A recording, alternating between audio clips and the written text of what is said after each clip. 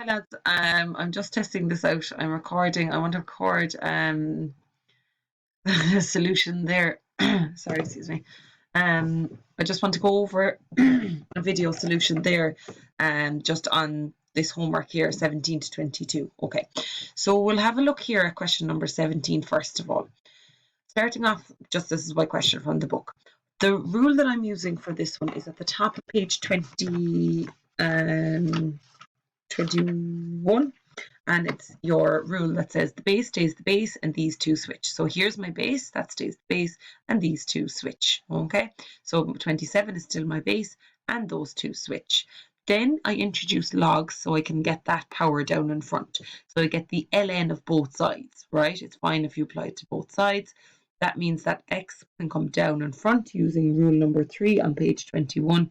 Then all you're doing is dividing that across and putting that whole thing into your calculator. Same story over here. The base stays the base and these two switch. And off you go. It's the exact same as 17 part 1. Moving on to question number 18. For this one, I want to show that that is equal to that. So I'm using the change of base rule.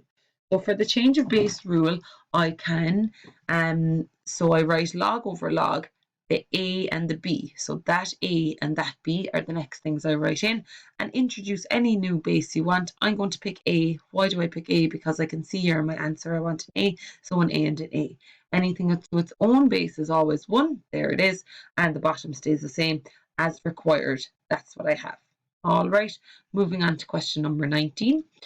Show that 1 over the log of 2x plus 1 over log base 3x, 1 over log base 5x is equal to log over base 3. Okay. So using the same change of base rule, okay, you can actually just go straight for the one in number 18. I'm going to change everything, right? So you could do your change of base rule with new base as x, okay? Your new base is x. All right, so you can just do 1 over it and switch the 2 of these, okay? So starting with this on the top, you do 1 over it, switch the 2 of these. So you're starting with the second part and you can switch it just above the line and switch the 2 of these. Do you see it? So just switch the 2 of these and do the same with all of those 3. And then you're adding them. So what's related to adding? Adding is related to multiplication. So you multiply 2 by 3 by 5 and you get your 30. Again, do a change of base rule, log over log, 30 over x. Introduce your new base, 30, because that's what was in the question.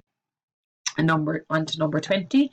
What will we do here? So the first thing I'm going to do is rearrange this, bring your 3 up here as a power.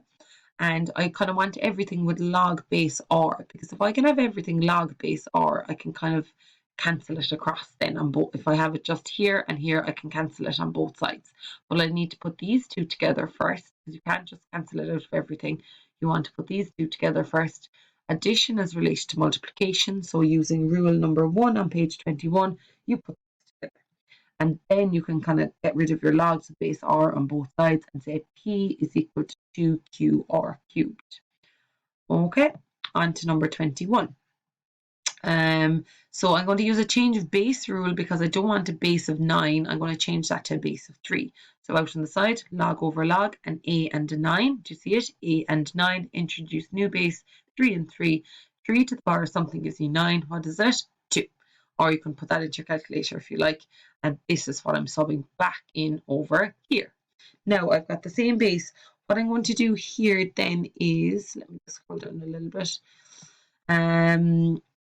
I am saying, well, I have 2 log base 3a plus 1 log base 3a. So that's altogether 3. So 2 of them and 1 of them is 3 of them. Then all I do simply is 3 is multiplying here. So you multiply it down on the other side. So your 2 multiplied by 3 becomes 6. So that's equal to a half. Then you're using the rule, base stays the base and these two switch. So the base, which is 3, stays the base. There it is. And these two switch. So instead of having a up here, it becomes a half there, and the a pops over to the other side. 3 to the half is the same as root 3. You should know that from the start. So anything to the half is the same as square root. All right. And the last one then, that's just calculator work. Okay, I hope that was helpful for you lads. I was asked there to do some more video solutions, so hopefully that's a help to you.